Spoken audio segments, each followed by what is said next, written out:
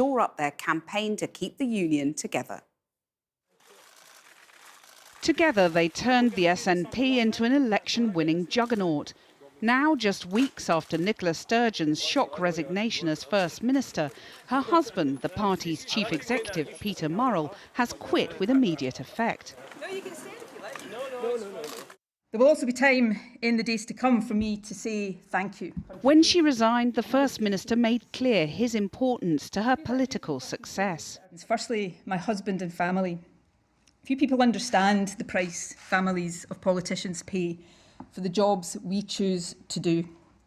Mine have been my rock throughout. Reports the SNP had lost around 30,000 members were at first denied by the head of communications, Murray Foote.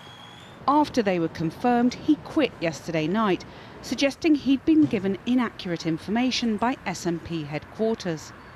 The controversy has plunged the party into renewed turmoil, despite attempts by the outgoing First Minister to steady the ship. One at a time. Is your party in crisis? No, it is not. My party is having a democratic leadership election. You know, growing pains for any organisation can be painful, but they are important, and the party is going through a process. As I said last week, I think it is incumbent on the three candidates that are standing to succeed me, that they remember the task is to retain the trust of the Scottish people that we have won consistently over not just the 8 years of my leadership, but consistently since 2007.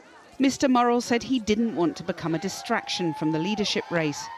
But whoever wins the contest in just over a week's time has a gargantuan task to restore confidence in the party and in its driving mission to take Scotland out of the Union. Well, let's speak now to the journalist and commentator Leslie Riddoch, who supports Scottish independence. Leslie Riddoch, the SNP is in some turmoil, isn't it? Give us your assessment. Well, there's no question it is in some turmoil.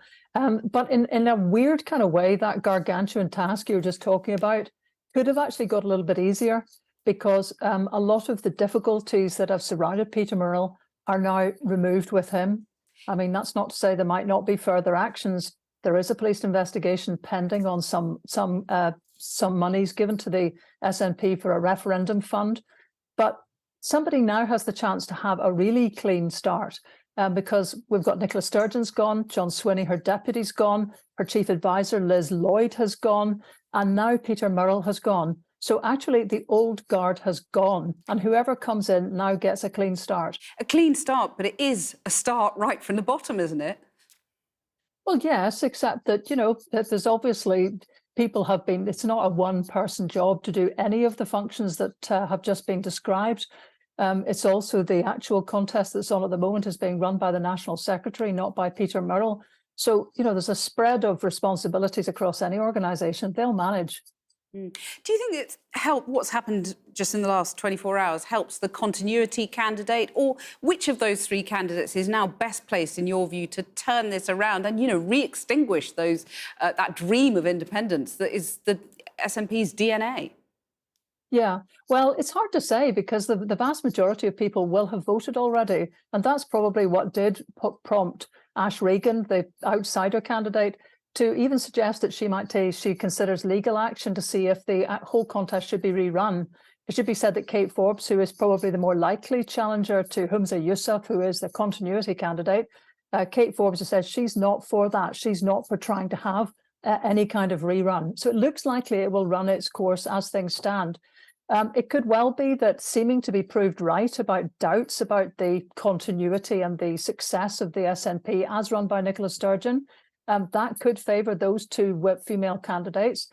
On the other hand, Humza Yousaf now has a situation where he comes in and he can appoint his own person, doesn't have the difficulty of having to fire Peter Murrell. So it's hard to know which way it'll go.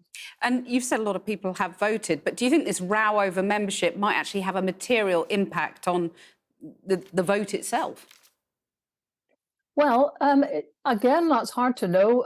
Although 72,000 is 30,000 less, and people can speculate what that's all about, it's still more than every other political party in Scotland put together, and about the same size, I think slightly larger than the Lib Dems. So we're not talking about a tiny bunch of people, and the majority of them have already voted. Leslie Riddoch, thanks very much for joining us.